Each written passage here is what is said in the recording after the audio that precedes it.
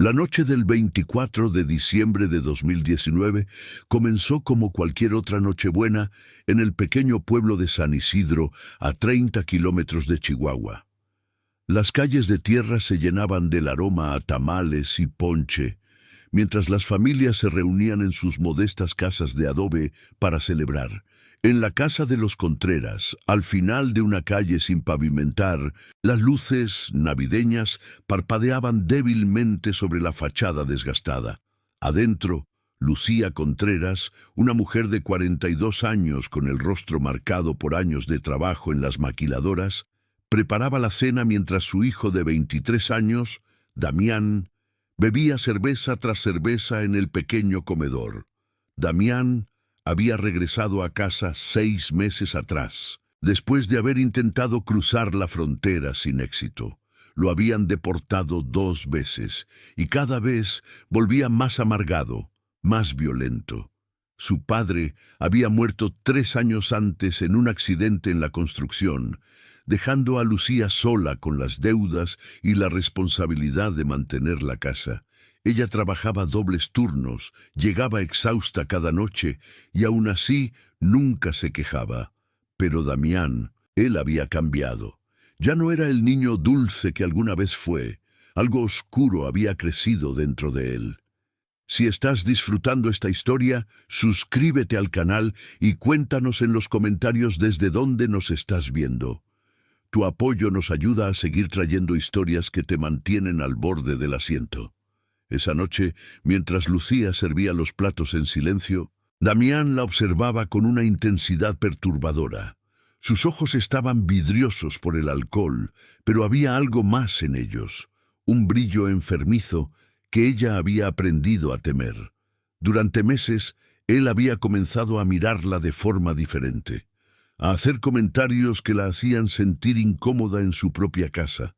Ella lo atribuía al alcohol, a la frustración, a la pérdida de su padre. Pero esa noche, cuando todos los vecinos estaban ocupados con sus propias celebraciones, cuando nadie podría escuchar sus gritos, Damián cruzó una línea que nunca debió cruzarse. Después de la cena, Lucía comenzó a recoger los platos.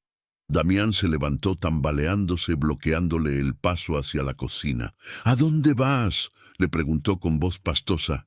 Ella intentó esquivarlo, pero él la sujetó del brazo con fuerza. «Damián, suéltame. Tengo que lavar los trastes», dijo ella, tratando de mantener la calma. Pero él no la soltó. La empujó contra la pared, y antes de que pudiera gritar, le tapó la boca con una mano. Lo que sucedió después fue una pesadilla que Lucía reviviría cada noche durante años. Cuando todo terminó, Damián se desplomó en el sofá y se quedó dormido como si nada hubiera pasado. Lucía, temblando y con el cuerpo adolorido, se encerró en el baño. El agua de la regadera no era suficiente para lavar lo que sentía. Se quedó allí, sentada en el suelo de azulejos fríos, hasta que amaneció. No podía ir a la policía. ¿Quién le creería? Era su hijo. La gente pensaría que estaba loca, que inventaba historias. En este pueblo, las mujeres no hablaban de esas cosas. Y además, ¿cómo mantendría la casa sin su ayuda económica, por mínima que fuera? Pasaron las semanas y Lucía intentó fingir que aquella noche nunca había ocurrido. Damián tampoco habló del tema, como si su mente hubiera borrado el evento o simplemente no le importara. Pero entonces comenzaron las náuseas. Al principio pensó que era el estrés, la depresión que la carcomía por dentro, pero cuando su periodo no llegó y luego otro mes pasó sin que llegara, supo la terrible verdad. Se hizo una prueba de embarazo en el baño de la maquiladora durante su descanso del mediodía. 2 líneas rosadas confirmaron su peor pesadilla. Lucía consideró el aborto, pero en Chihuahua no era legal, y las clínicas clandestinas eran peligrosas y carísimas. Además, una parte de ella, criada en la fe católica a pesar de todo, se sentía culpable solo de pensarlo. ¿Qué había hecho ella para merecer esto? ¿Por qué Dios la castigaba de esta manera? Se sentía sucia, culpable, aunque sabía que no había sido su culpa. El peso de la vergüenza era tan grande que no podía contárselo a nadie, ni a su hermana en Juárez, ni a su prima que vivía a 2 calles, ni siquiera al padre Ernesto de la iglesia del pueblo. Los meses pasaron y su vientre comenzó a crecer. Lucía dejó su trabajo en la maquiladora, inventando una enfermedad. Se encerró en casa, saliendo solo cuando era absolutamente necesario, siempre con ropas holgadas que ocultaban su estado. Los vecinos comenzaron a murmurar. Doña Socorro, la chismosa del barrio, empezó a esparcir rumores de que Lucía tenía un amante secreto. Pobrecita, tan sola desde que murió su esposo, seguro encontró consuelo en los brazos de alguien, decían las comadres mientras hacían tortillas o colgaban la ropa. Damián observaba el cambio en su madre con una mezcla de indiferencia y algo que Lucía no podía descifrar. A veces lo sorprendía mirándola con lo que parecía satisfacción, otras veces con asco. Él continuaba bebiendo, continuaba siendo violento con sus palabras, pero no volvió a tocarla de esa manera. Lucía vivía en un estado constante de terror, preguntándose si él sabía, si había hecho aquello deliberadamente, si comprendía la magnitud de lo que había provocado. En julio de 2020, cuando el calor de Chihuahua era insoportable y el mundo entero estaba paralizado por la pandemia, Lucía entró en trabajo de parto. Sola en su casa, porque Damián había salido a beber con sus amigos, llamó a una partera del pueblo, doña Remedios, una mujer mayor que había ayudado a nacer a la mitad de San Isidro. Cuando doña Remedios llegó y vio la situación, sus ojos sabios comprendieron más de lo que Lucía hubiera querido. «¿Quién es el padre, mija?», preguntó mientras preparaba las cosas para el parto. Lucía solo lloró en silencio. Doña Remedios no volvió a preguntar. El bebé nació en las primeras horas del 23 de julio. Era un niño, pequeño pero sano. Cuando Lucía lo tuvo en sus brazos por primera vez, sintió una mezcla de emociones tan abrumadora que pensó que su corazón se partiría. Amor, sí, porque era un bebé inocente. Pero también horror, porque cada vez que miraba su rostro, veía los rasgos de Damián. El mismo pelo oscuro, la misma forma de los ojos. ¿Cómo podría criar a este niño? ¿Cómo explicaría su existencia al mundo? Doña Remedios se llevó la placenta y prometió no decir nada. Pero Lucía sabía que en pueblos como San Isidro los secretos tenían vida propia. Registró al bebé como hijo suyo, sin padre en el acta de nacimiento.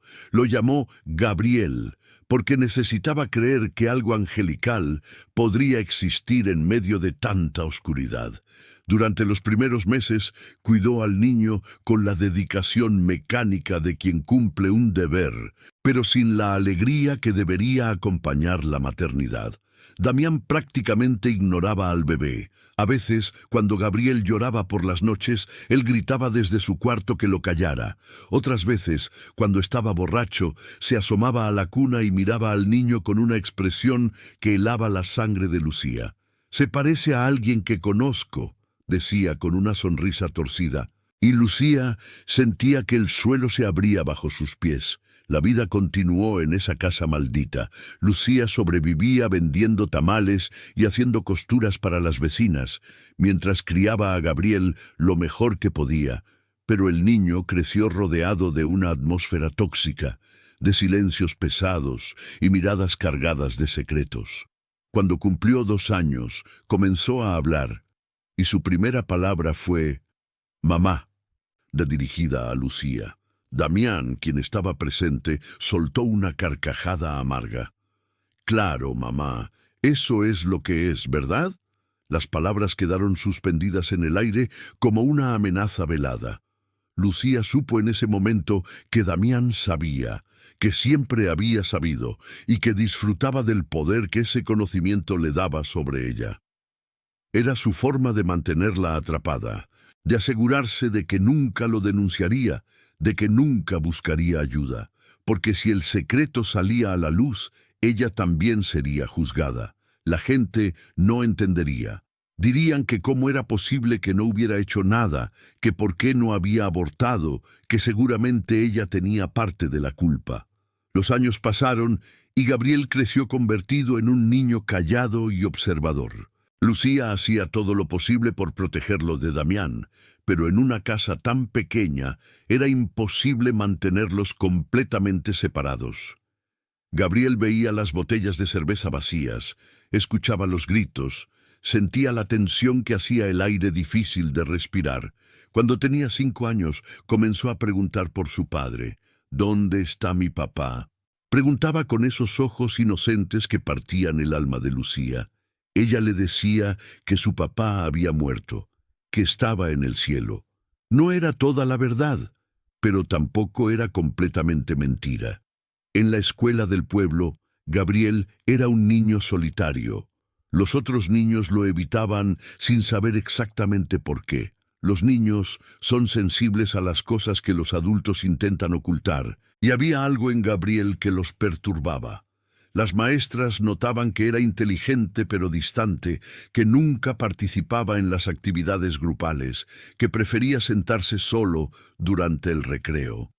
Cuando llamaban a Lucía para hablar sobre su comportamiento, ella inventaba excusas. Prometía hablar con él, pero en el fondo sabía que el problema no era Gabriel. El problema era la maldición que llevaba en la sangre. Damián, mientras tanto, había empeorado con los años. Ahora no solo bebía, sino que consumía drogas que conseguía en la ciudad. Había comenzado a meterse en problemas con gente peligrosa, narcotraficantes menores que operaban en la región. Llegaba a casa a horas extrañas, a veces con golpes en la cara, otras veces con fajos de billetes que gastaba en más alcohol y drogas. Lucía vivía con el miedo constante de que lo mataran, y la culpa la consumía al darse cuenta de que una parte de ella deseaba que eso sucediera. Una noche de septiembre de 2024, cuando Gabriel tenía 4 años, todo cambió. Damián llegó a casa perseguido por 2 hombres en una camioneta. Había estafado a las personas equivocadas. Los hombres irrumpieron en la casa, golpearon a Damián brutalmente frente a Lucía y Gabriel, y amenazaron con volver a matarlos a todos si no pagaba lo que debía. Después de que se fueron, Damián quedó tirado en el suelo, sangrando y gimiendo de dolor. Lucía llamó a una ambulancia, pero para cuando llegó, Damián había perdido mucha sangre. Lo llevaron al hospital en Chihuahua, donde estuvo en cuidados intensivos por una semana. Durante ese tiempo, Lucía experimentó una paz que no había sentido en años. La casa sin Damián era respirable. Gabriel sonrió por primera vez en meses. Pero entonces, Damián sobrevivió, y cuando regresó a casa 3 semanas después, estaba diferente. El miedo a la muerte lo había cambiado, pero no para bien. Ahora estaba paranoico, más violento cuando se sentía amenazado, más impredecible. Lucía supo que tenía que tomar una decisión. No podía seguir viviendo así. Gabriel estaba creciendo en un ambiente que lo destruiría. Ya había comenzado a tener pesadillas, a despertarse gritando en medio de la noche. A veces dibujaba cosas perturbadoras en la escuela. Casas en llamas, personas sin rostro, sangre. La maestra había llamado a Lucía preocupada, sugiriendo que el niño necesitaba ver a un psicólogo. Pero ¿cómo explicaría la situación a un profesional sin revelar la verdad? Fue entonces cuando Lucía comenzó a planear su escape. Ahorró cada peso que pudo, escondiendo el dinero en un viejo frasco de café en el patio. Contactó a su hermana en Juárez, quien aceptó recibirla a ella y a Gabriel sin hacer preguntas. El plan era simple. Esperaría a que Damián saliera una noche, empacaría lo esencial y tomaría el autobús a Juárez antes del amanecer. Una vez allí, cambiaría sus números de teléfono, buscaría trabajo e intentaría construir una nueva vida para ella y su hijo. Pero en pueblos como San Isidro, donde todos se conocen y los chismes viajan más rápido que el viento del desierto, Los planes rara vez permanecen secretos por mucho tiempo. Doña Socorro, la vecina chismosa, había notado los movimientos extraños de Lucía. La vio empacar algunas cajas cuando pensaba que nadie miraba. La vio hablar por teléfono en voz baja en el pequeño jardín. Y en un acto de crueldad casual que cambiaría todo, doña Socorro le mencionó casualmente a Damián. «Tu mamá parece estar preparando algo. ¿Se van a mudar?» Esa noche, Damián confrontó a Lucía. Había estado bebiendo, pero no tanto como otras veces. Su mente estaba clara, su rabia controlada y por eso más peligrosa. «¿Pensabas irte?», le preguntó bloqueando la puerta de su cuarto. Gabriel dormía en la habitación contigua, ajeno a lo que estaba por suceder. Lucía intentó negarlo, pero las palabras se le atoraban en la garganta. «¿Pensabas llevarte al niño?», continuó Damián, acercándose más. «¿A mi hijo?». Las palabras quedaron suspendidas en el aire como una bomba a punto de explotar.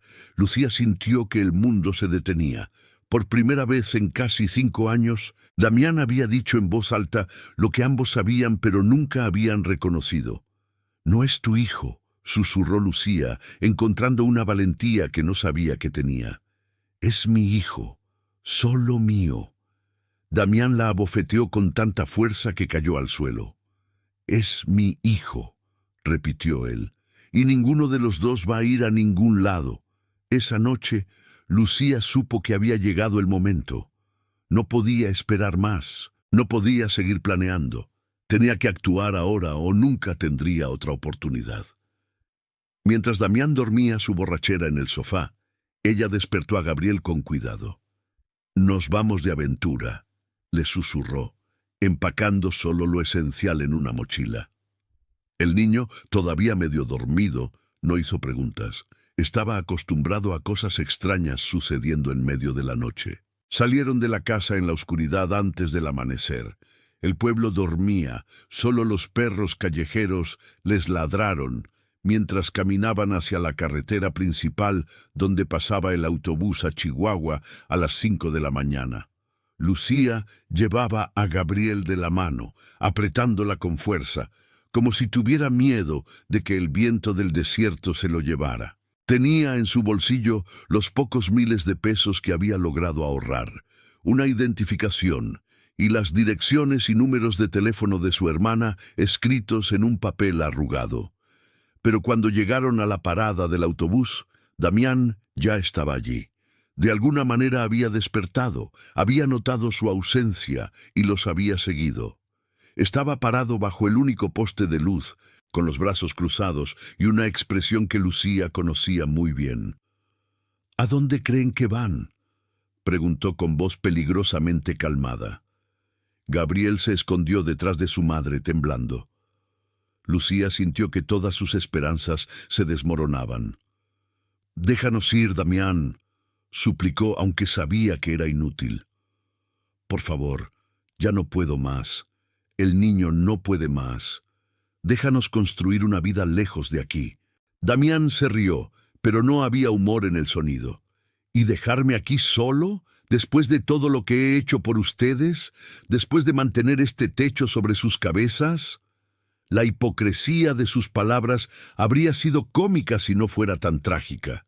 Él no había contribuido prácticamente nada al hogar en años. El autobús apareció en el horizonte, sus luces cortando la oscuridad del amanecer. Lucía tomó una decisión.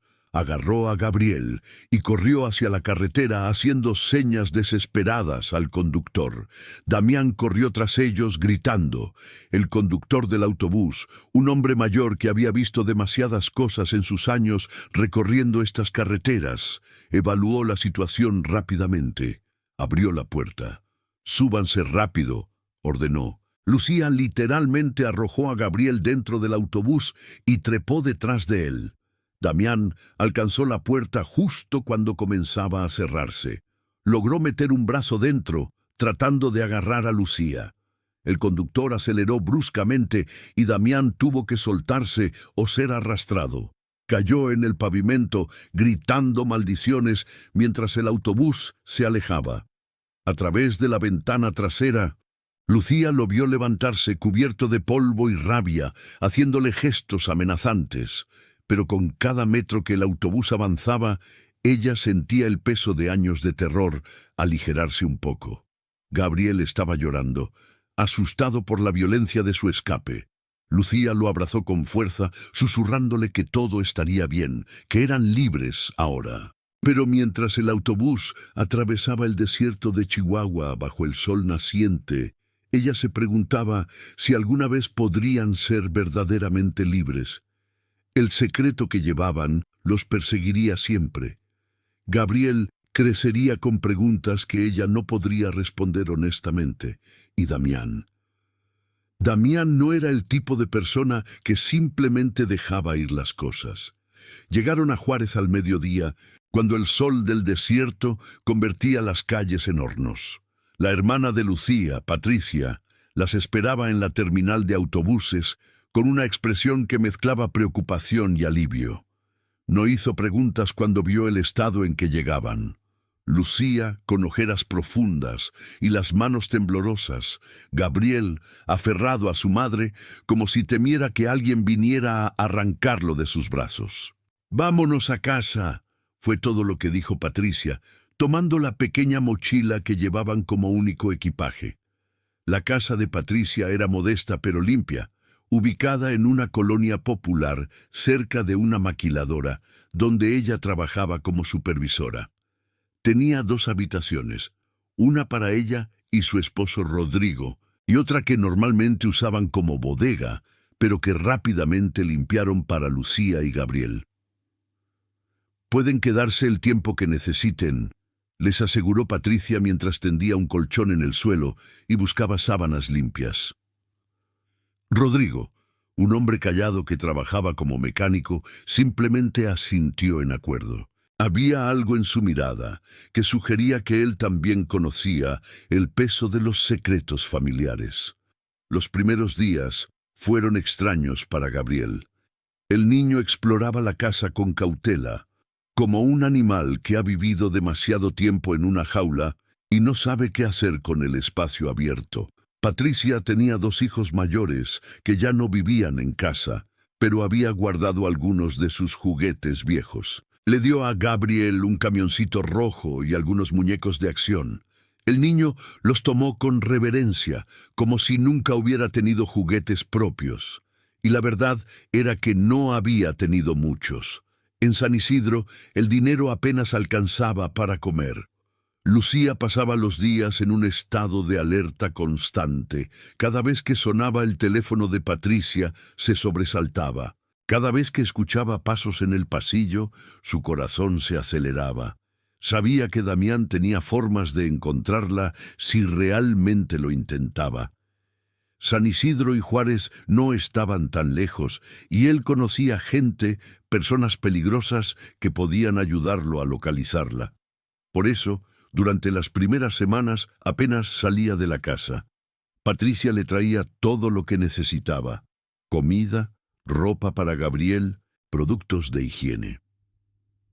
Una tarde, mientras Gabriel dormía la siesta, Patricia se sentó con Lucía en la pequeña cocina. Preparó café y lo sirvió en tazas despotilladas.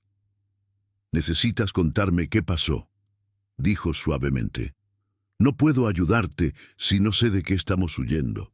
Lucía miró su café, viendo su propio reflejo distorsionado en el líquido oscuro. ¿Cómo podía contarle a su hermana algo tan horrible?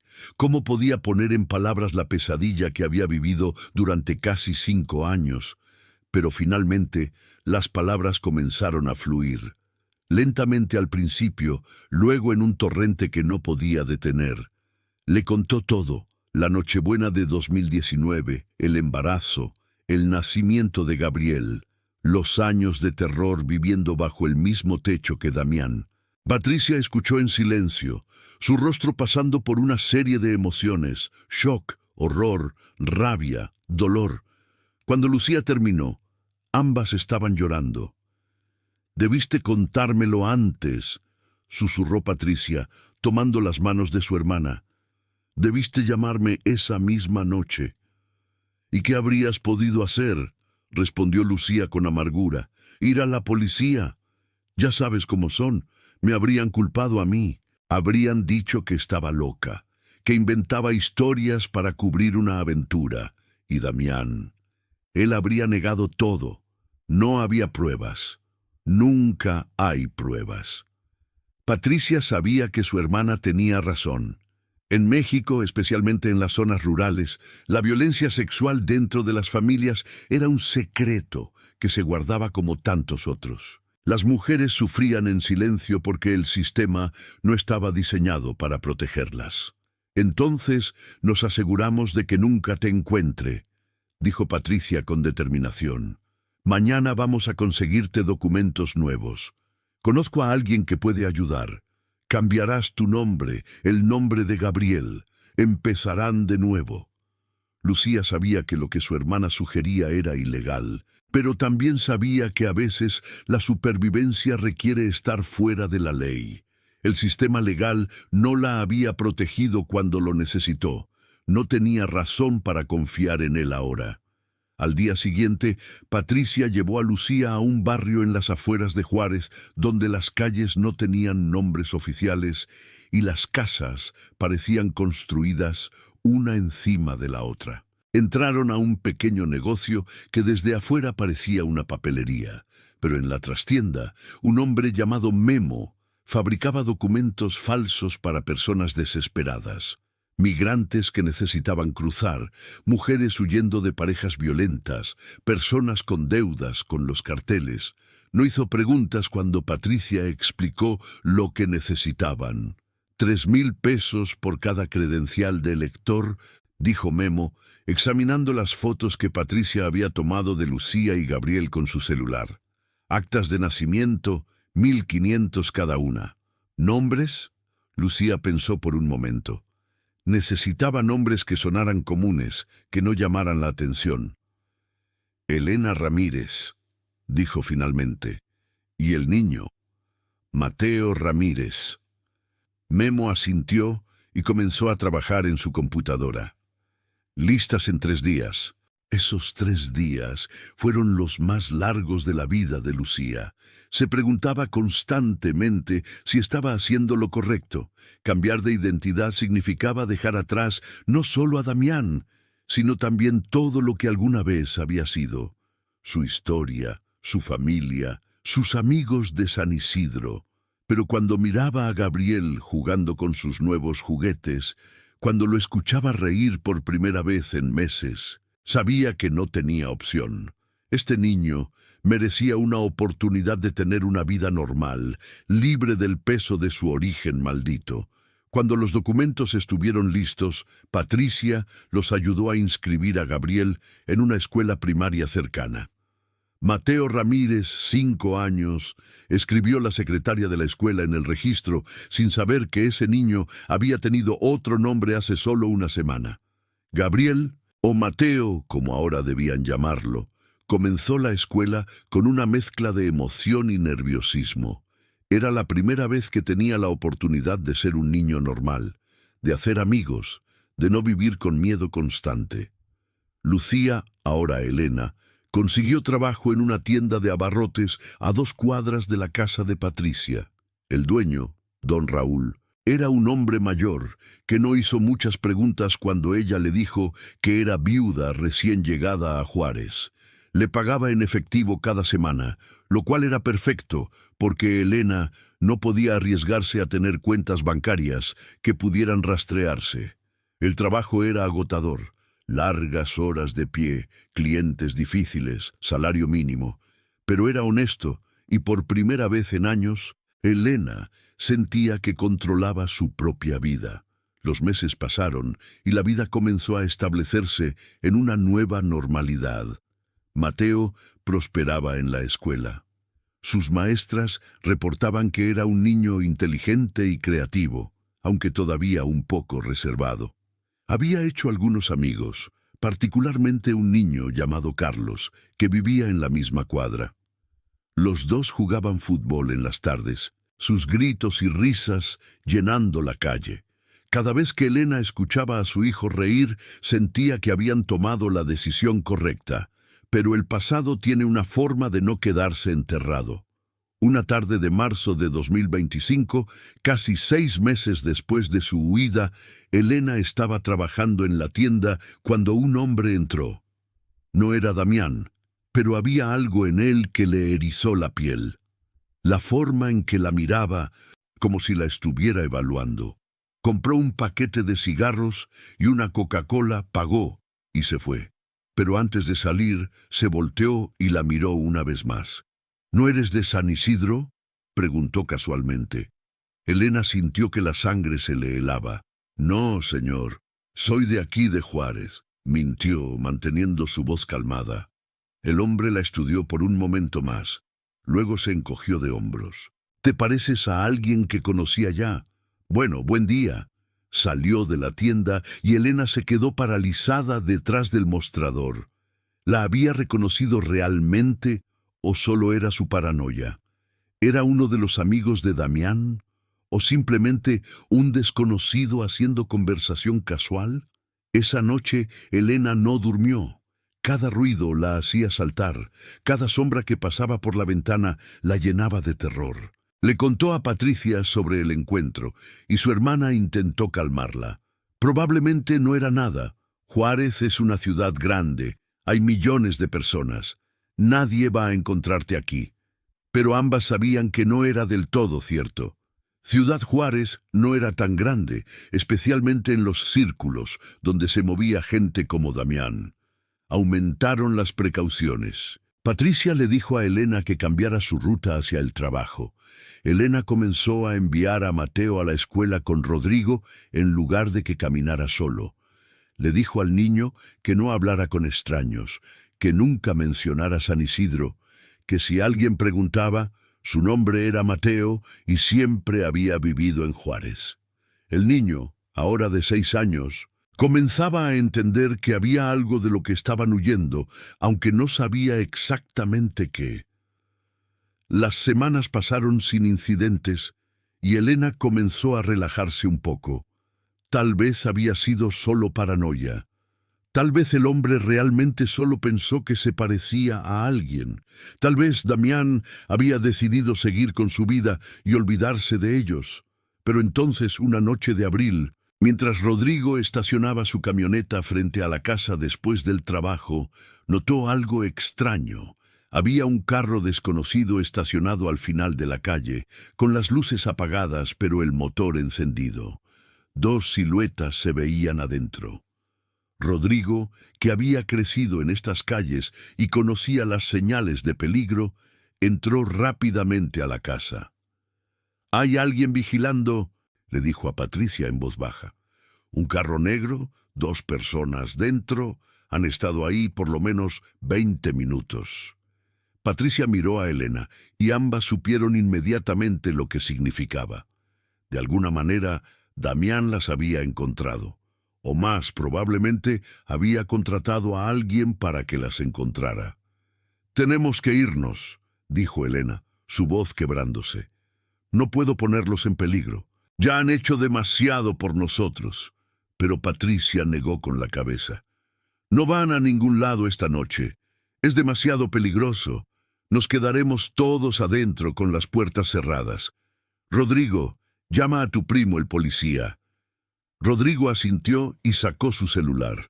Tenía un primo que trabajaba en la policía municipal, alguien en quien confiaba, lo cual era raro en una ciudad donde muchos policías estaban en la nómina de los carteles. El primo de Rodrigo, un oficial llamado Marco, llegó 20 minutos después en su carro personal. Pasó frente al vehículo sospechoso, aparentemente sin prestarle atención, luego se estacionó frente a la casa de Patricia. Entró y escuchó la situación. «Déjeme ver qué puedo averiguar», dijo. Salió de la casa, caminó casualmente hacia el carro negro y tocó en la ventana. Los hombres adentro, sorprendidos, bajaron el vidrio. Desde dentro de la casa, Elena no podía escuchar la conversación, pero vio a Marco mostrarles su placa. Los hombres parecían estar explicando algo. Marco asintió. tomó fotos de sus identificaciones con su celular, luego regresó a la casa. Dicen que son investigadores privados, explicó, contratados por un tal Damián Contreras para localizar a su madre y a su hermano menor que desaparecieron de San Isidro hace 6 meses. Les dije que no había ninguna Lucía Contreras viviendo en esta cuadra, que debían tener la dirección equivocada. Se fueron, pero ahora saben que sé quiénes son. ¿Eso nos compra tiempo?, preguntó Patricia. Marcos encogió de hombros. Tal vez. Pero si están siendo pagados lo suficiente, volverán. Y la próxima vez serán más discretos. Miró a Elena con compasión. Necesitas hacer una denuncia formal. Esto es acoso, es persecución. Podemos ayudarte. Pero Elena negó con la cabeza violentamente. No puedo. Si hago una denuncia, tendré que explicar por qué huí. Tendré que contar todo. Y entonces el niño. Las pruebas de ADN mostrarían... No necesitaba terminar la frase. Marco entendió. Había trabajado suficientes casos en Juárez.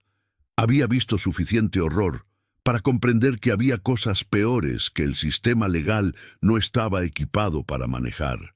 Entonces tienen que irse de la ciudad, dijo finalmente. No solo cambiar de casa, tienen que salir de Juárez completamente, tal vez incluso del estado. La habitación quedó en silencio mientras todos procesaban lo que eso significaba. Elena miró a Mateo, quien dormía en la otra habitación, ajeno a la discusión que determinaría su futuro. ¿Cuántas veces tendrían que huir? ¿Cuántas veces tendrían que reinventarse? Pero mirando las caras preocupadas de Patricia, Rodrigo y Marco, supo que no tenía opción. Damián no se detendría, nunca se detendría. Para él esto no era sobre amor o familia, era sobre control, sobre posesión, sobre no dejar que nadie escapara de su alcance. ¿A dónde podríamos ir?, preguntó Elena sintiendo el peso de la derrota. Patricia pensó por un momento. ¿Recuerdas a prima Angelina? La que se mudó a Monterrey hace años y abrió un restaurante. Siempre me decía que si alguna vez necesitaba algo, la llamara. Elena recordaba vagamente a Angelina, una prima lejana por el lado de su madre que había prosperado en Monterrey. ¿Crees que nos ayudaría? Patricia ya estaba marcando en su teléfono. La llamada duró casi 1 hora. Patricia explicó la situación en términos generales.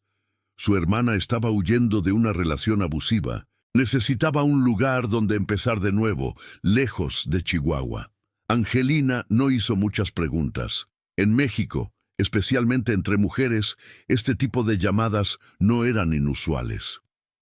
«Que venga», dijo Angelina finalmente. «Puedo darle trabajo en el restaurante y conozco a alguien que renta cuartos baratos. Díganme cuándo llegan». Así fue como, 2 días después, Elena y Mateo se encontraron en otro autobús, esta vez rumbo a Monterrey. Era un viaje de 12 horas a través del desierto y las montañas. Mateo, emocionado por la aventura al principio, eventualmente se quedó dormido con la cabeza apoyada en el hombro de su madre.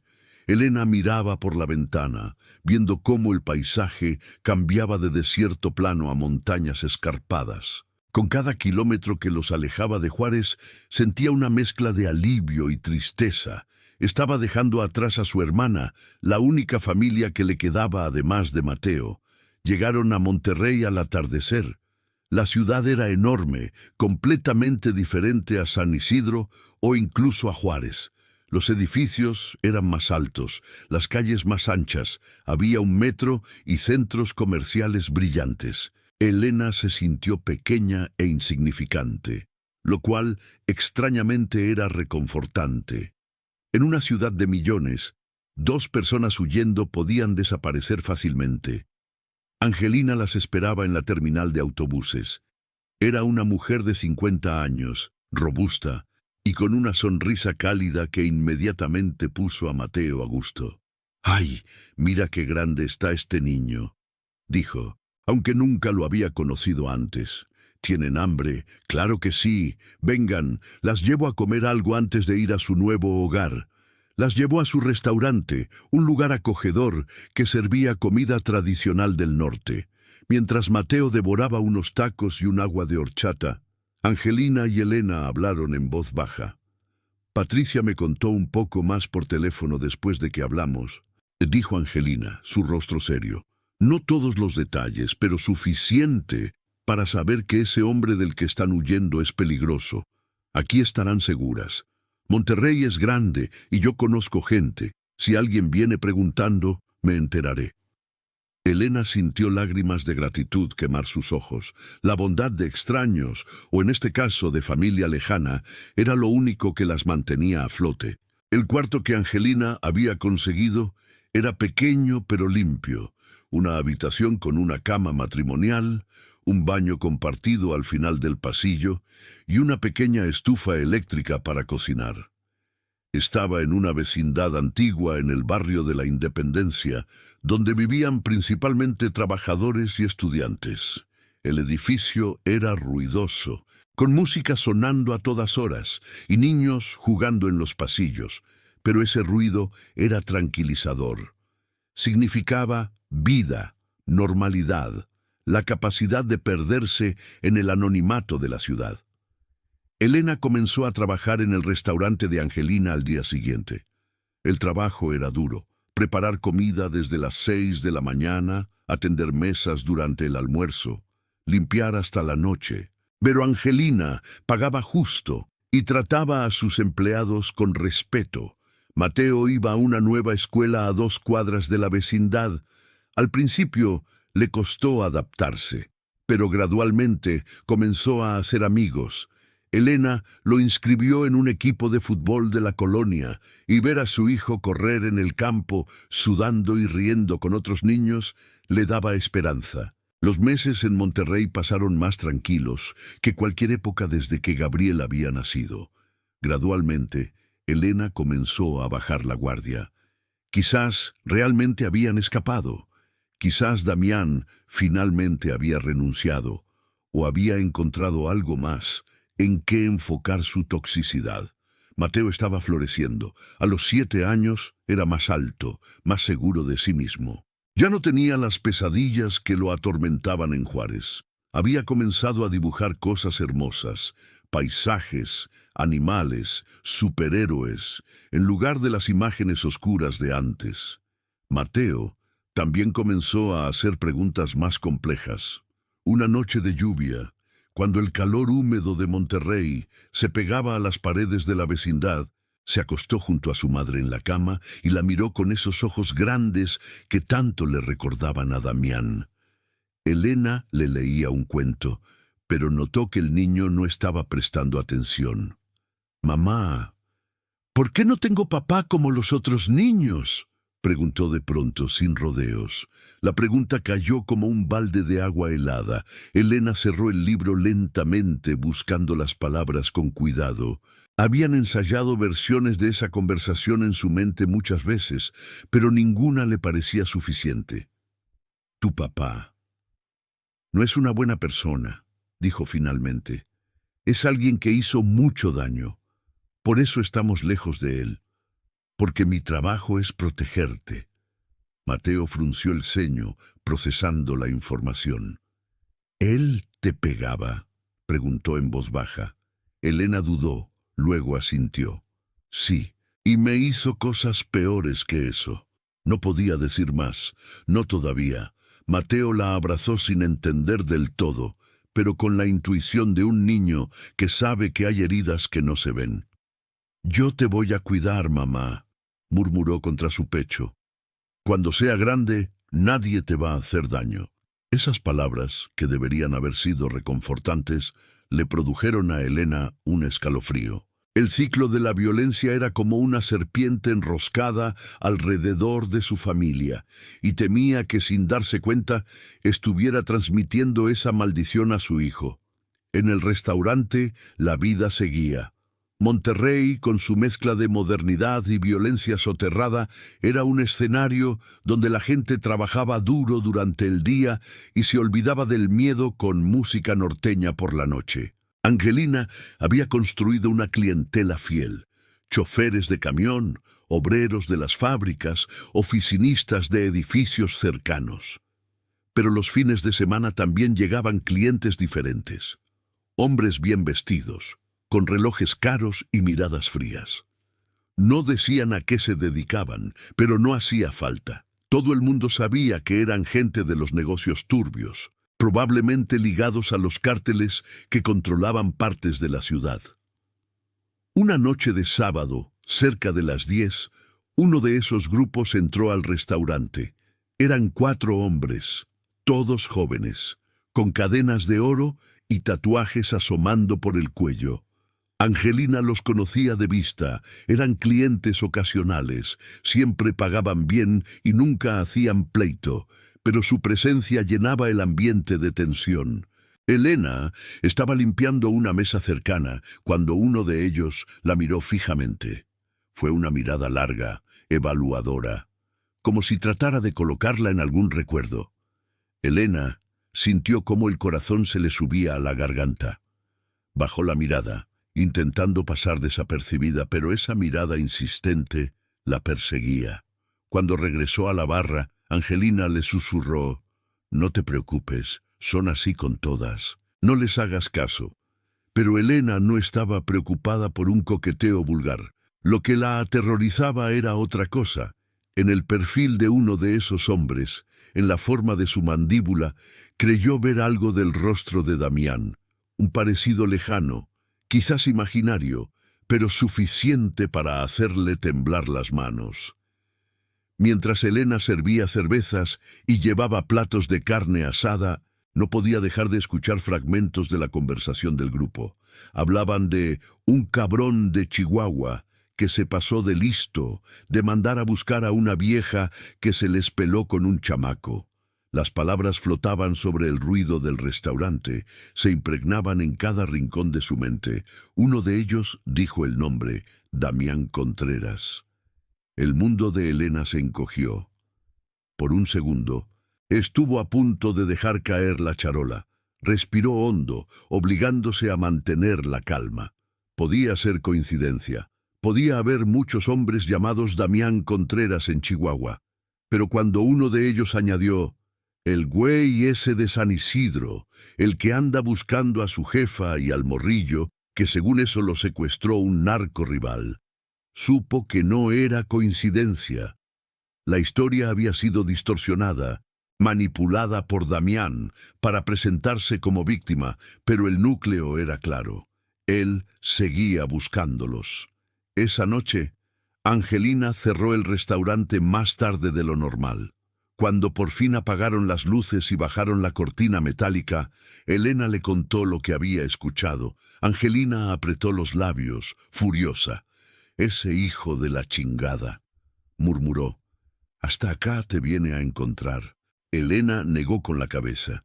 «No creo que sepan que estoy aquí, solo estaban hablando de él. Pero si esos tipos trabajan para el mismo cártel que sus conocidos, no tardarán en conectar cosas». Dijo que su mamá había escapado con un chamaco. Tarde o temprano van a empezar a preguntar. Angelina se quedó pensativa un momento, apoyada en la barra vacía. «En Monterrey casi todo está conectado», dijo finalmente, «pero también hay lugares donde la gente no hace preguntas, donde uno puede pasar desapercibido aunque se siente enfrente del enemigo. Aquí nadie te conoce como Lucía, eres Elena, y tu hijo es Mateo. No vas a dejar que ese cabrón te quite también esta vida». Sin embargo, el miedo ya estaba sembrado de nuevo. Durante las semanas siguientes, Elena notó cosas que antes habría ignorado. Un carro estacionado varias noches seguidas frente a la vecindad. Un hombre que parecía estar siempre en la esquina cuando ella salía a la tienda. Una llamada silenciosa al teléfono comunitario del pasillo. Podían ser coincidencias, paranoias alimentadas por el trauma, pero su instinto le decía otra cosa. y el instinto de alguien que ha sobrevivido a la violencia raramente se equivoca. Un viernes por la tarde, Mateo regresó de la escuela más callado de lo normal. Elena lo recibió en la portería de la vecindad, como cada día. «¿Cómo te fue?», preguntó, tratando de sonar animada.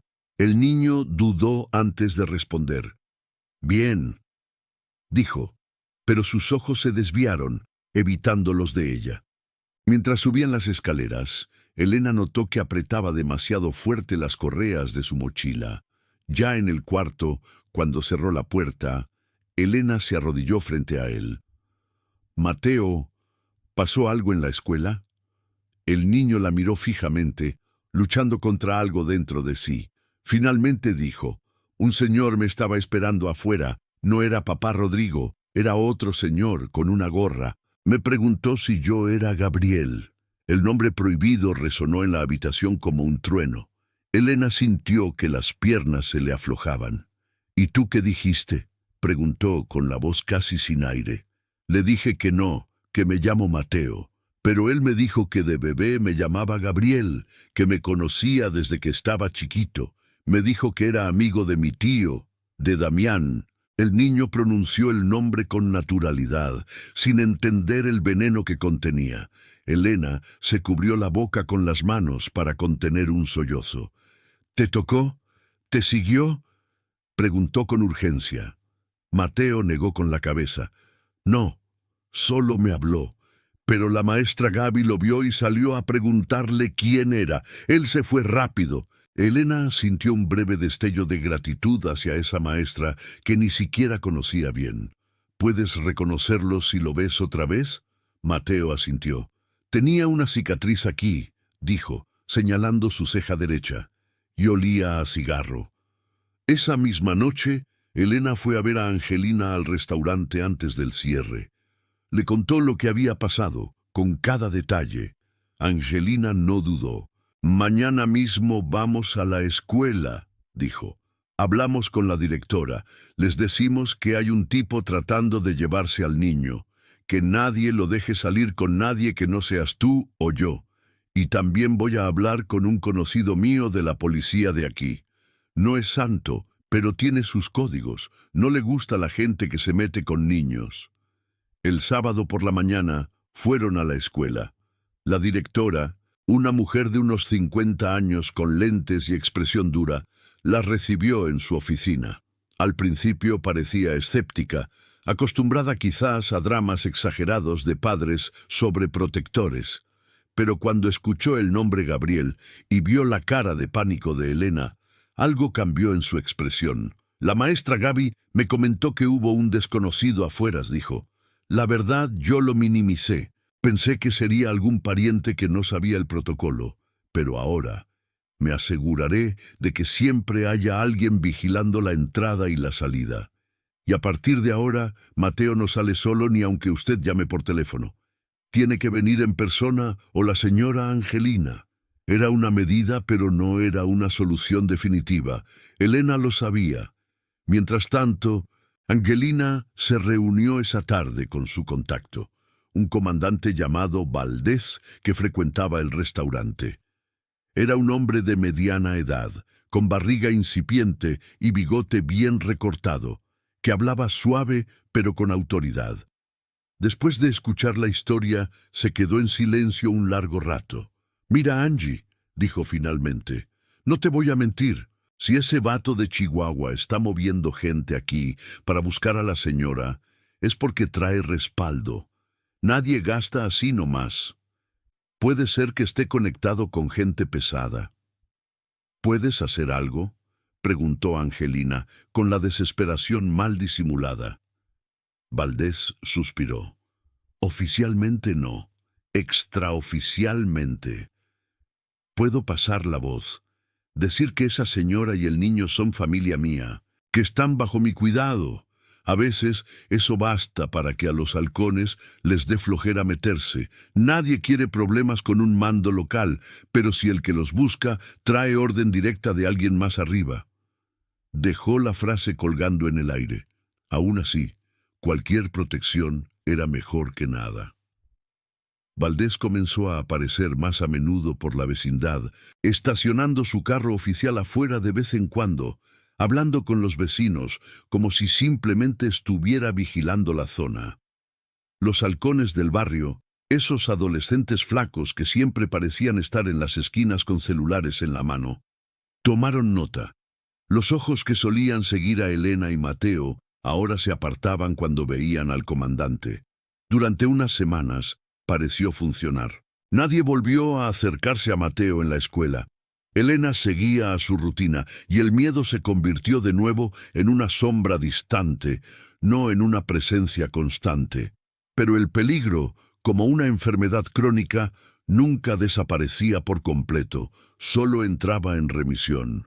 Una tarde, mientras lavaba platos en el restaurante, Elena escuchó la radio local que sonaba en la cocina.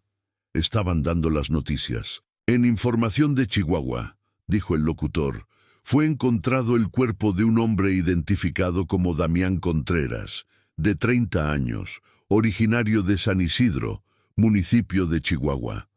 El cuerpo presentaba múltiples impactos de bala. De acuerdo con las autoridades, el hombre tenía antecedentes de consumo de drogas y presuntas conexiones con el crimen organizado. Se investiga si su muerte está relacionada con ajustes de cuentas entre grupos criminales. El plato se le resbaló de las manos y cayó en el fregadero haciendo un ruido seco. Angelina, que estaba amasando tortillas, la miró de reojo. ¿Lo escuchaste?, preguntó. Elena asintió lentamente con la vista perdida. Damián Contreras estaba muerto. Lo habían matado a balazos, como a tantos otros hombres en ese país donde la vida valía menos que una camioneta. Una parte de ella sintió alivio inmediato, visceral. Otra parte sintió algo parecido al duelo, no por él, sino por el niño que alguna vez había sido, antes de que la oscuridad lo consumiera. ¿Crees que de verdad sea él?, preguntó Angelina, como si temiera que el destino le hiciera una mala jugada y se tratara de un error de identidad. Dijeron San Isidro, dijeron 30 años, respondió Elena con la voz hueca. Tiene que ser él. Se apoyó en la pared, sintiendo que las fuerzas la abandonaban. Se acabó, murmuró. Por fin se acabó. Pero incluso mientras decía esas palabras, sabía que no era tan sencillo.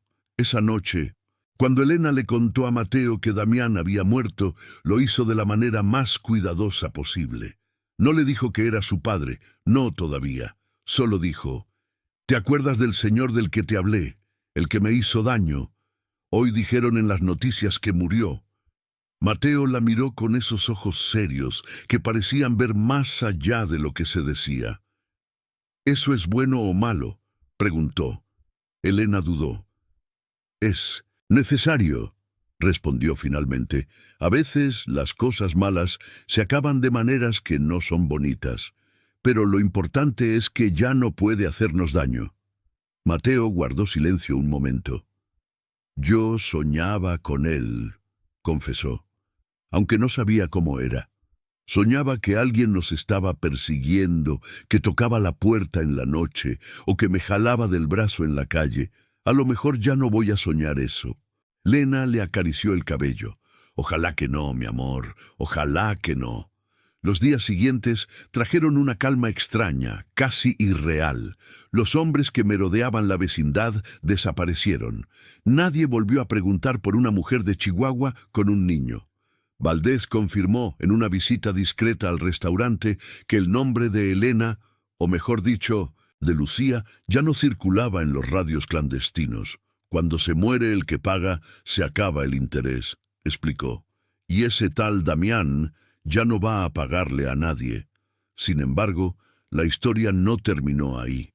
El verdadero horror no era solo el hombre que las había perseguido, sino lo que él había dejado dentro de ellas. Elena comenzó a notar cambios en Mateo que no podía atribuir simplemente al estrés o al trauma. El niño tenía una sensibilidad extraña, casi inquietante. A veces parecía saber cosas que nadie le había dicho. Una tarde, por ejemplo, mientras caminaban por el barrio, Mateo se detuvo frente a una casa y dijo: «Ahí adentro, el señor que vive solo se va a morir pronto». Elena se sobresaltó. «¿Por qué dices eso?», les preguntó. «Porque huele a hospital», respondió el niño. «Y anoche soñé con él tosiendo sangre». Una semana después la ambulancia llegó a esa misma casa. El viejo que vivía ahí solo, un jubilado que apenas saludaba a los vecinos, había sido encontrado inconsciente. Murió en el hospital 2 días después, de una enfermedad pulmonar avanzada. Elena trató de decirse a sí misma que era coincidencia, que los niños dicen cosas raras todo el tiempo, pero no fue un caso aislado. Otro día, en el restaurante, un cliente habitual se quejó de un dolor en el pecho. Elena le llevó agua, preocupada. «Debería ir al médico», le dijo.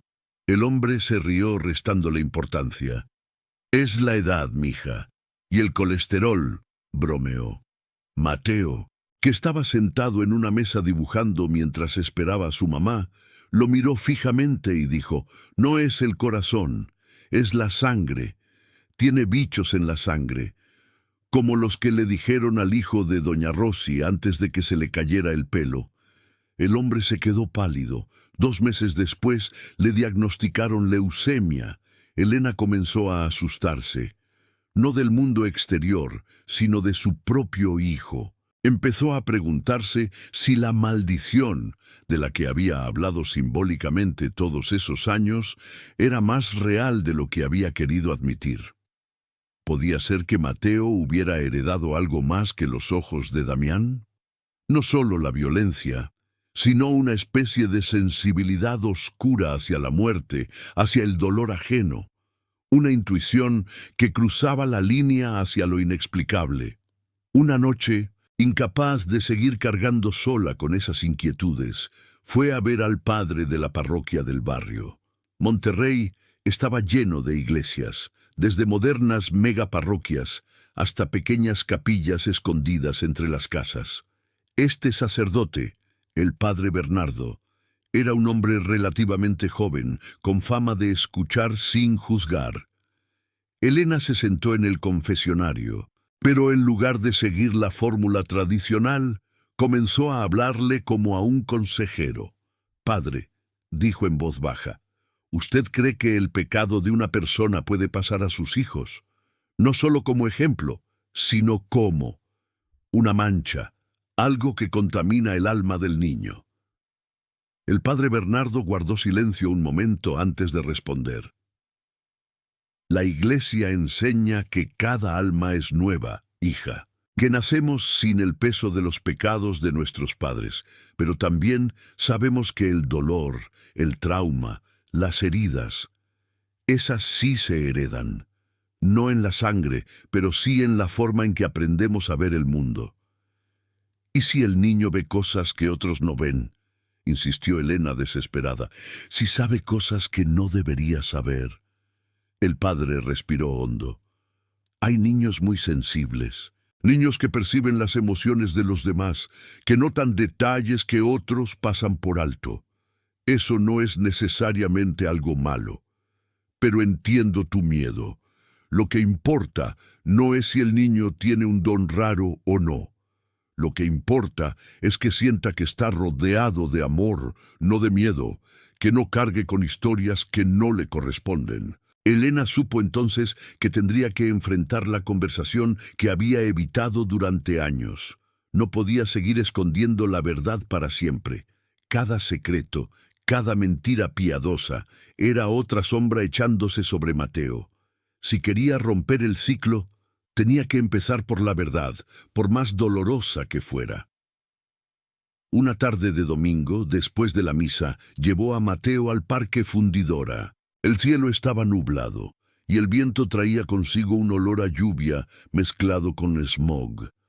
Se sentaron en una banca cerca del lago artificial, viendo a las familias pasear en bicicletas y a los niños correr detrás de las palomas. Elena sabía que el entorno alegre no haría menos difícil lo que tenía que decir, pero al menos suavizaba los bordes. Mateo, comenzó, con el corazón golpeándole las costillas, hay cosas de tu historia que no te he contado, cosas muy difíciles, pero ya eres grande y mereces saber quién eres de verdad. El niño la miró con una mezcla de curiosidad y temor. ¿No me llamo Mateo?, preguntó, como si intuyera por dónde iba la conversación. Elena tragó saliva.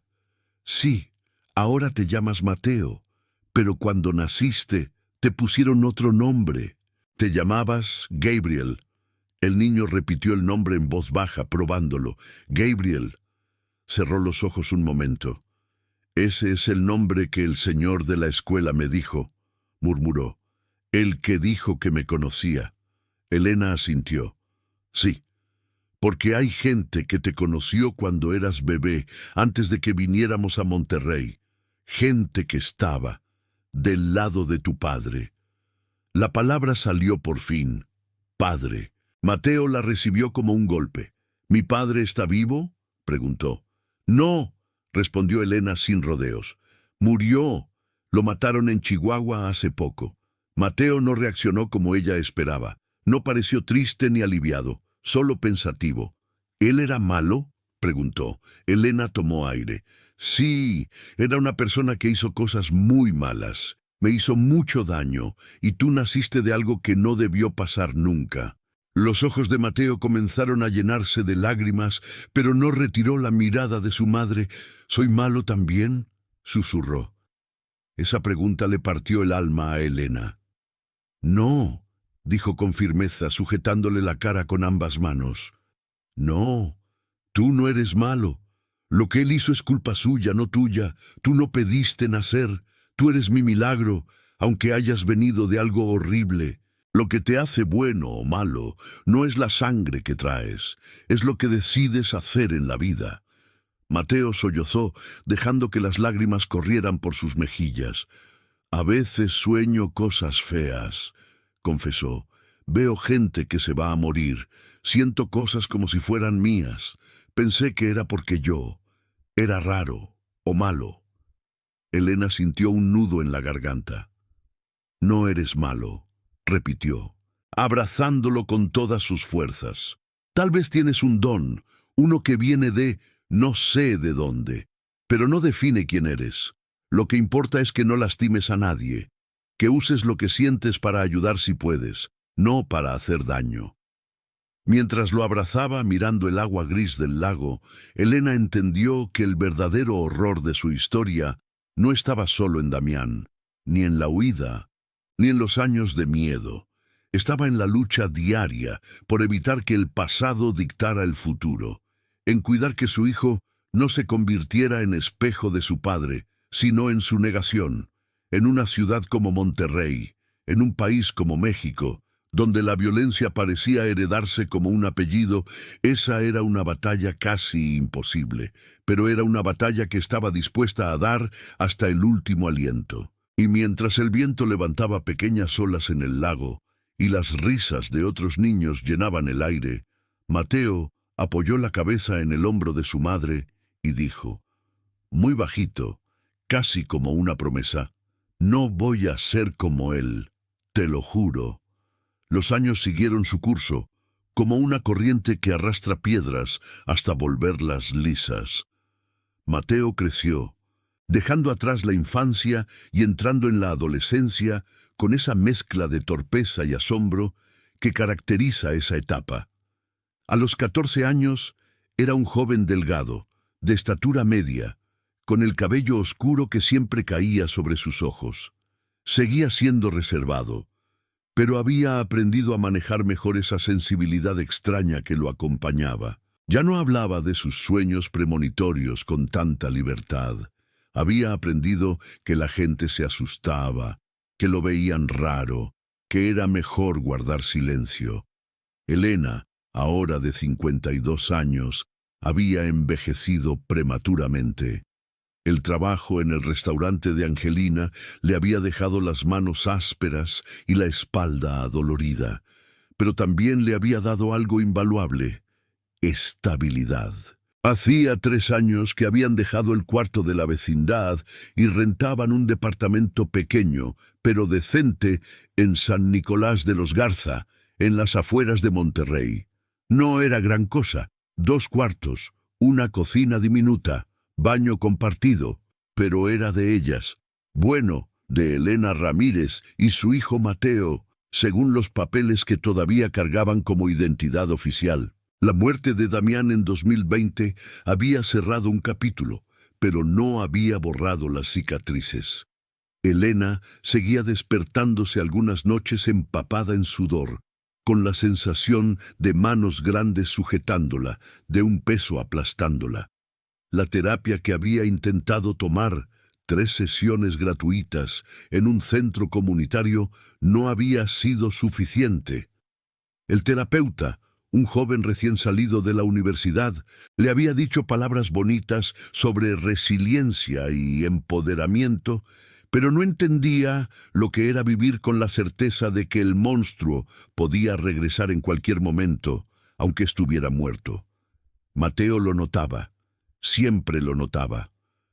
A veces entraba al cuarto de su madre en medio de la noche, sin que ella lo llamara, como si percibiera sus pesadillas. Se sentaba en el borde de la cama y le tomaba la mano. «Ya pasó, mamá», decía con voz suave. «Ya no está. No puede regresar». Esas palabras, viniendo de un adolescente que debería estar preocupado por videojuegos y fútbol, sonaban demasiado maduras, demasiado cansadas. En la secundaria Mateo no encajaba del todo. No era víctima de bullying. Había algo en su presencia que hacía que los abusones lo dejaran en paz, como si intuitivamente supieran que no era una presa fácil. Pero tampoco tenía muchos amigos. Pasaba los recreos dibujando en su cuaderno, paisajes oscuros, figuras humanas difusas, símbolos que no significaban nada para nadie más que para él. Sus maestros lo consideraban un alumno promedio, ni destacado ni problemático. Invisible, básicamente. Pero había una maestra que sí lo veía. La profesora Mendoza, que daba clases de historia, era una mujer de unos 40 años que había estudiado antropología antes de dedicarse a la enseñanza. Tenía esa mirada aguda de quien ha visto mucho mundo y entiende que detrás de cada niño callado hay una historia complicada. Un día, después de clase, le pidió a Mateo que se quedara. «Mateo», comenzó sentándose en el borde de su escritorio, «he notado tus dibujos. Son muy interesantes, muy detallados». El muchacho se puso tenso, como si estuviera a punto de ser regañado. «No estoy en problemas, ¿verdad?», preguntó. La maestra negó con la cabeza. «Para nada, solo tengo curiosidad. ¿Alguna vez has pensado en estudiar arte? O tal vez psicología? Dibujas emociones de una forma que no veo en otros chavos de tu edad». Mateo se encogió de hombros. «Solo dibujo lo que veo en mi cabeza», murmuró. «A veces es la única forma de sacarlo». La maestra Mendoza asintió, comprendiendo más de lo que él decía. «Si alguna vez necesitas hablar con alguien, mi puerta está abierta, y no tiene que ser sobre la escuela». Mateo la miró a los ojos, por primera vez en esa conversación. Había algo genuino en ella, algo que no pretendía arreglar lo roto, sino simplemente reconocerlo. «Gracias, maestra», dijo bajito, y salió del salón. Esa noche, Elena notó que Mateo estaba más callado de lo normal durante la cena. Comían arroz con frijoles, algo sencillo pero llenador. «¿Pasó algo en la escuela?», preguntó, aunque ya esperaba la respuesta habitual. «Nada, todo bien», pero esta vez Mateo dudó antes de responder. «La maestra Mendoza me preguntó sobre mis dibujos», dijo finalmente. «Dijo que dibujo emociones». Elena dejó su tenedor. «¿Y eso es malo?».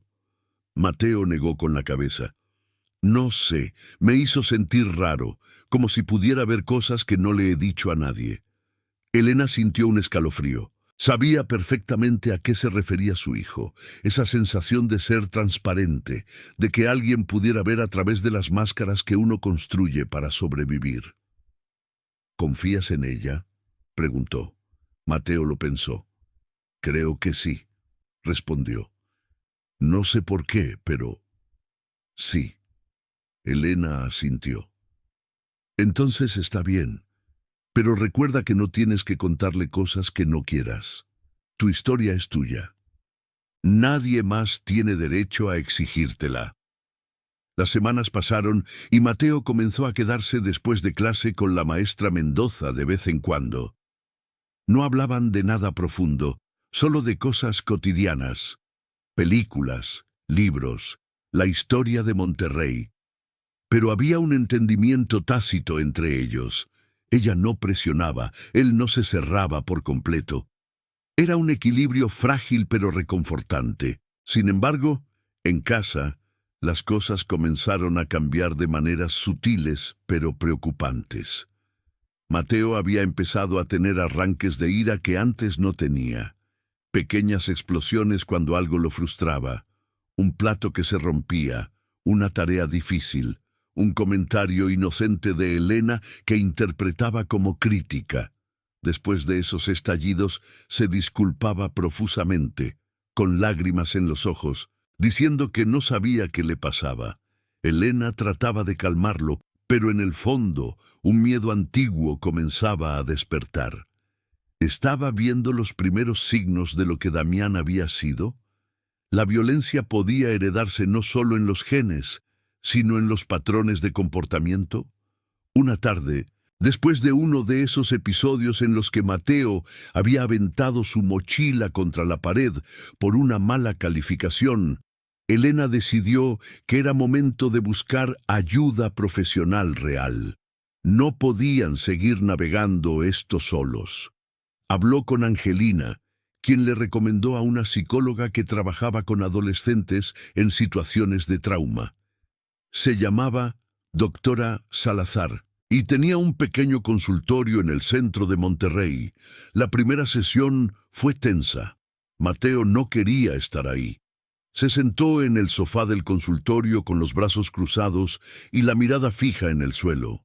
La doctora Salazar, una mujer de unos 55 años con cabello gris y voz calmada, no intentó forzarlo a hablar. «No tienes que decir nada hoy», le dijo. «Solo quiero que sepas que este es un espacio seguro. Aquí no hay juicios, y nada de lo que digas sale de estas 4 paredes a menos que tú quieras». Después de 3 sesiones de silencio casi total, Mateo finalmente comenzó a hablar. Primero sobre cosas superficiales, la escuela, los compañeros que le caían mal, el fútbol que ya no jugaba tanto, pero en la 6ª sesión algo se rompió. «A veces siento que voy a explotar», confesó con la voz quebrándose, «como si hubiera algo dentro de mí que quiere salir, algo feo, algo que va a lastimar a alguien, y me da miedo porque no sé de dónde viene. Yo no quiero ser así». La doctora Salazar asintió, sin mostrar sorpresa ni alarma. «¿Crees que esa ira viene de tu papá?», preguntó directamente. Mateo levantó la mirada, los ojos brillantes. «Mi mamá dice que mi papá era malo, que hizo cosas horribles, y si yo soy como él, y si no puedo evitarlo». La doctora se inclinó hacia adelante. «La ira que sientes no viene de tu ADN, Mateo. Viene de todo lo que has cargado sin procesarlo. El miedo de tu mamá, los secretos, las mudanzas, el tener que esconder quién eres. Eso genera una presión enorme. Pero la buena noticia es que tú no eres tu padre, porque estás aquí buscando ayuda, tratando de entender. Esa es la diferencia». Esas palabras fueron un bálsamo, pero no una cura. El proceso de sanar era lento, complicado, lleno de retrocesos. Elena también comenzó a ir a terapia, en sesiones separadas.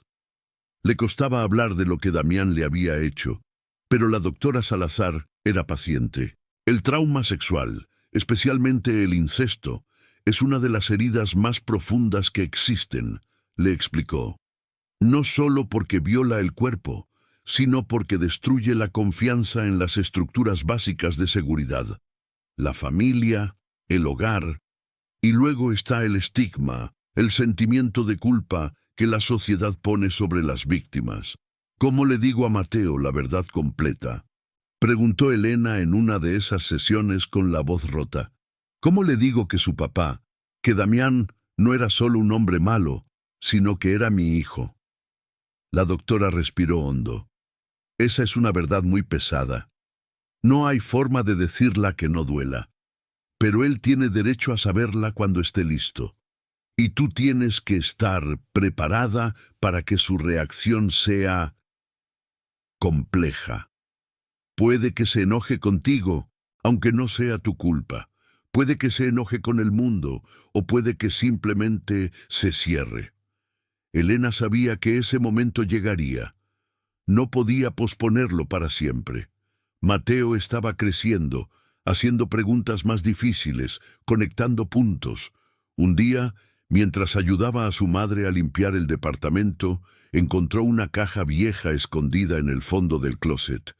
Dentro había documentos. Un acta de nacimiento con el nombre Gabriel Contreras, hijo de Lucía Contreras, padre desconocido. Había también fotos, una de Elena joven, en San Isidro, con un niño pequeño que Mateo reconoció como Damián por las fotos que alguna vez había visto en casa de la tía Patricia. En el reverso de una foto, alguien había escrito: Damián, 10 años, día de su primera comunión. Mateo se quedó paralizado, mirando esa foto. La cara del niño se parecía inquietantemente a la suya. Guardó silencio hasta que Elena llegó de trabajar esa noche. Cuando ella entró al departamento, encontró a Mateo sentado en la mesa, con la caja abierta frente a él y las fotos esparcidas. El corazón de Elena se detuvo. ¿Damián era tu hijo?, preguntó Mateo, con una voz que no reconocía como propia. Sonaba hueca, distante. Elena sintió que el suelo se abría bajo sus pies. Había anticipado este momento durante años, pero ahora que estaba aquí, no sabía qué decir. Se sentó frente a él, con las manos temblorosas. Sí, dijo simplemente, porque no había forma de suavizar esa verdad. Mateo la miró fijamente, procesando la información. Entonces, él era mi papá y mi hermano. La pregunta quedó suspendida en el aire como un peso imposible. Sí, repitió Elena, con lágrimas corriendo por sus mejillas. Pero no fue consensuado, Mateo. Él me violó en la Nochebuena de 2019. Yo no quería, nunca quise, y tú naciste de eso. El silencio que siguió fue ensordecedor. Mateo se levantó de la silla, alejándose de la mesa como si necesitara espacio físico para procesar el horror de lo que acababa de escuchar. Por eso huíamos, murmuró, más para sí mismo que para ella. Por eso siempre tenías miedo, por eso cambiamos de nombre, porque yo soy. No pudo terminar la frase. Tú no eres producto de nada, dijo Elena, levantándose también, tratando de acercarse a él, pero Mateo retrocedió. Tú eres mi hijo, eres la razón por la que seguí viviendo cuando quería morirme. Eres la única cosa buena que salió de todo ese infierno. Pero Mateo negaba con la cabeza, con las manos cubriéndose la cara. Soy un monstruo, susurró. Mi papá violó a mi mamá, que también era mi abuela. Eso me hace. No sé qué me hace, pero no es humano. Elena sintió que el mundo se derrumbaba. Esta era su peor pesadilla, que Mateo se viera a sí mismo como una aberración, como algo menos que humano. No, dijo con firmeza, sujetándolo de los hombros aunque él intentó zafarse. Mírame, Mateo. El muchacho levantó la vista, los ojos rojos e hinchados. Lo que te hace humano no es cómo naciste, es lo que eliges hacer con tu vida. Y tú has elegido ser bueno, ser amable, cuidarme incluso cuando tenías tus propios miedos. Eso es lo que te define. Pero las palabras, por más sinceras que fueran, no podían borrar el shock. Mateo se encerró en su cuarto esa noche y no salió hasta el día siguiente. Elena se quedó despierta, sentada en el sofá, escuchando los sollozos ahogados que venían del otro lado de la puerta. Cada sollozo era como un cuchillo en su pecho. Había tratado de protegerlo de esta verdad, pero al final, el pasado siempre encuentra la forma de alcanzarte. A la mañana siguiente, Mateo salió del cuarto con la cara hinchada y los ojos vacíos. «Voy a la escuela», dijo mecánicamente. Elena intentó detenerlo. «Tal vez deberías quedarte hoy, hablar con la doctora Salazar», pero él negó con la cabeza. Necesito estar solo, pero no aquí». Salió antes de que ella pudiera decir algo más. En la escuela, Mateo pasó el día como un zombi. No escuchó las clases, no habló con nadie. Durante el recreo, se sentó solo bajo un árbol mirando al vacío. La maestra Mendoza lo vio desde la ventana de la sala de maestros y supo que algo grave había pasado. Cuando sonó la campana del final del día, lo interceptó en el pasillo. «Mateo, ¿estás bien?», preguntó. Él la miró con una expresión que la heló. «No», respondió simplemente, y siguió caminando. Esa tarde, en lugar de ir directamente a casa, Mateo caminó sin rumbo por las calles de Monterrey. El sol comenzaba a ponerse, tiñendo el cielo de naranja y púrpura. Las luces de los negocios se encendían una por una. La ciudad era inmensa, indiferente a su dolor. Se preguntó cuántas otras personas en esas calles cargaban secretos igual de pesados. Cuántos caminaban con máscaras, fingiendo normalidad, mientras por dentro se desmoronaban. Terminó en el Parque Fundidora, el mismo lugar donde años atrás su madre le había contado por primera vez sobre Damián. Se sentó en la misma banca, o al menos una que se parecía. El lago artificial reflejaba las luces de la ciudad. Había parejas paseando, familias cenando en los puestos de comida, niños corriendo con globos. Vida normal, vida que él nunca podría tener. «¡Mateo!». Una voz lo sacó de sus pensamientos. Levantó la vista y vio a la maestra Mendoza. Ella había salido a correr por el parque, como hacía algunas tardes, y lo había reconocido desde lejos. Se acercó lentamente, como si temiera asustarlo. «¿Puedo sentarme?», preguntó. Él asintió, sin fuerzas para negarse. Se sentaron en silencio por un momento. Finalmente, sin mirarlo, la maestra dijo: «No sé qué pasó, y no tienes que decírmelo. Pero sí sé esto. He visto muchos chavos en mi vida, Mateo. Algunos vienen de familias perfectas, y aún así están rotos. Otros vienen del infierno y logran ser increíbles. Lo que te define no es de dónde vienes, sino a dónde decides ir». Mateo sintió que las lágrimas volvían, pero esta vez no las contuvo. «¿Y si no puedo ir a ningún lado?», susurró. «¿Y si estoy contaminado?». La maestra finalmente lo miró. «Nadie está contaminado, Mateo. Herido, sí. Marcado, tal vez, pero no contaminado. Eso implicaría que no hay esperanza, y siempre hay esperanza». Esas palabras, viniendo de alguien que no conocía toda la historia pero que intuía su peso, fueron como un salvavidas en medio del océano. Mateo no respondió, pero asintió levemente. Se quedaron allí sentados hasta que oscureció por completo, viendo las luces de la ciudad encenderse como estrellas terrestres. Cuando finalmente se levantaron para irse, la maestra le dio su número de teléfono. «Si alguna vez necesitas hablar, a cualquier hora, llámame», dijo. «En serio». Mateo regresó a casa pasadas las 10 de la noche. Elena estaba sentada en el sofá, con el teléfono en la mano, a punto de llamar a la policía. Cuando lo vio entrar, se levantó de un salto. «¿Dónde estabas?». Estaba muerta de la preocupación, pero se calló cuando vio su cara. Mateo se veía agotado, pero también más calmado. «Necesito tiempo», dijo simplemente. «Tiempo para procesar todo esto. Pero no me voy a ir.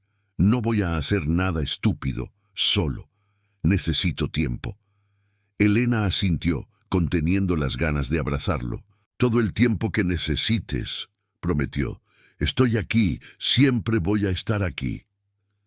Mateo fue a su cuarto y cerró la puerta suavemente.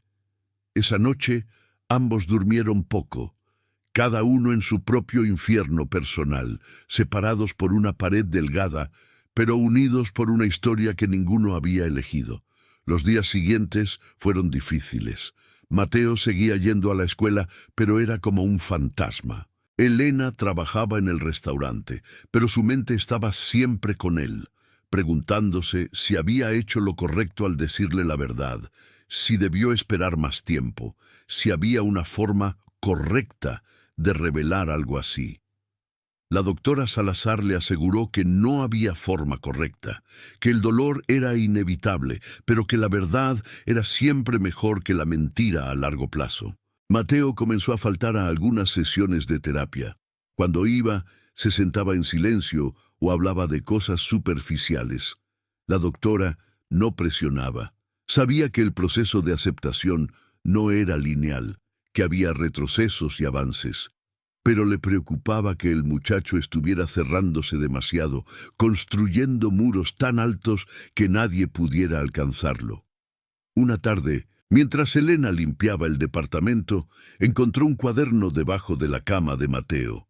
No quería invadir su privacidad, pero algo la impulsó a abrirlo. Adentro había dibujos, como siempre, pero estos eran diferentes, más oscuros. Había una figura humana desmembrada, con sangre dibujada meticulosamente. Había rostros deformados gritando, y en una página, escrito con letra temblorosa, «Soy él. ¿Soy Damián? ¿Puedo escapar de lo que soy?»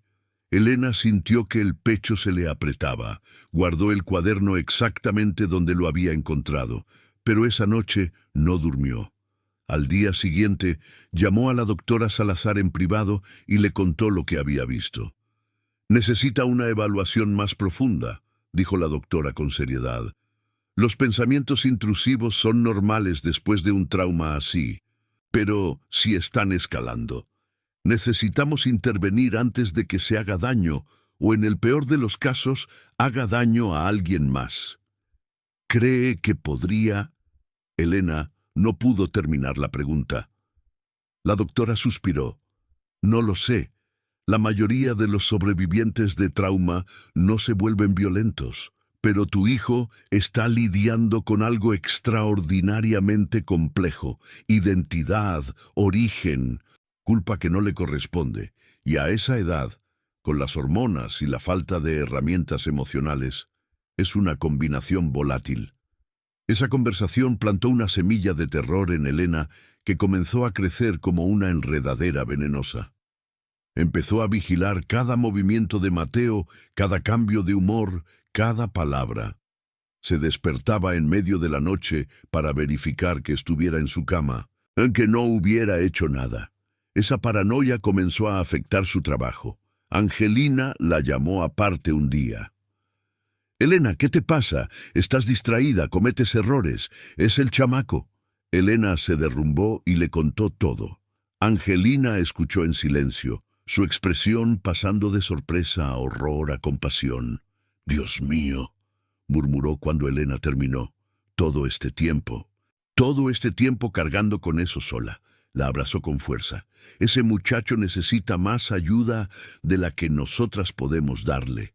¿Has pensado en internarlo?» «¿Internarlo?», repitió Elena horrorizada. «¿En un psiquiátrico?». Angelina negó con la cabeza. «No un psiquiátrico. Hay centros especializados para adolescentes en crisis.